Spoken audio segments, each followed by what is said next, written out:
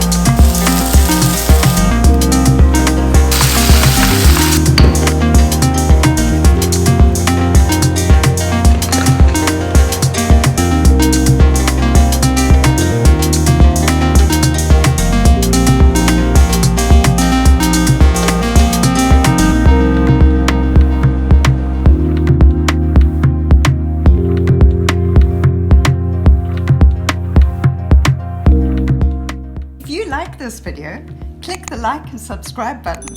It's a free way to support us.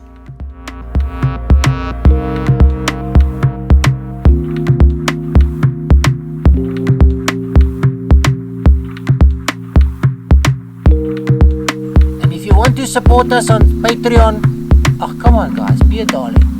Buy us a packet of chips or some biltong.